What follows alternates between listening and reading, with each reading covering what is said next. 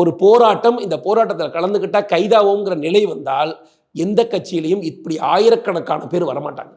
இன்னைக்கு இந்த ஊழல் உண்மை என்கிற ஒரே காரணத்தினால, பாஜக வளர்ந்திருக்கிற உண்மையை திமுக புரிந்து கொண்ட காரணத்தினால, கிட்டத்தட்ட நேற்று மட்டும் 50,000 பேருக்கு மேற்பட்டோர் தமிழகம் முழுவதும் அரெஸ்ட் ஆயிருக்காங்க. அத்தனை ஒன்றிய தலைவர்களும் அரெஸ்ட் ஆயிருக்காங்க. எல்லாரும் சொன்னது ஒன்னே ஒண்ணுதான், குண்டாஸ்ல கூட எங்களை போடுங்க, நாங்க தயாரா இருக்கிறோம்.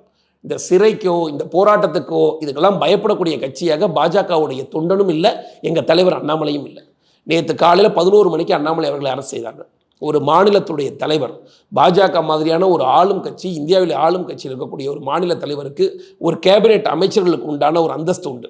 இதே காங்கிரஸுடைய தலைவர்கள் இருந்திருக்கிறார்கள், எவ்வளவோ நிறைய தலைவர்கள் தமிழ்நாட்டில் இருக்கிறாங்க. யாரும் தொண்டரோட தொண்டராக போய் அரெஸ்ட் ஆகி ஒரு நாள் இருந்து நீங்கள் கேள்விப்பட்டிருக்கீங்களா?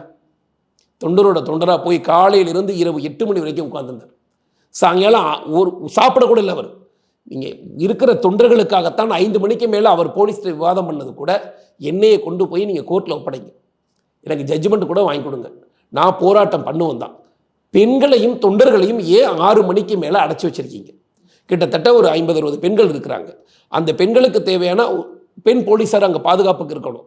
எந்த பெண் போலீஸாரும் இல்லை. ஒரு 2 பேர் 3 பேர் மட்டும் பாதுகாப்பில் வச்சுட்டு மாலை 6 மணி வரைக்கும் முன் ஜாக்கிரதைக்காக கைது செய்யப்பட்ட கைதாக சொல்கிறார்கள். அந்த கைது அப்படி இருந்துச்சுன்னா நீங்கள் 6 மணிக்கு மேலே வச்சுக்கக்கூடாது. ஏன்னா 5:30 மணியோட டாஸ்மாக் அலுவலகத்தை மூடுறாங்க. ஆனால் 6 மணி தாண்டி உதயநிதி ஸ்டாலின் ஃபேமிலியிலேருந்து வருது, நீங்கள் அண்ணாமலை 8 மணி வரைக்கும் வைங்க, 9 மணிக்கு வருவீங்க, இதுக்கெல்லாம் அச்சப்படுவார் அவர்?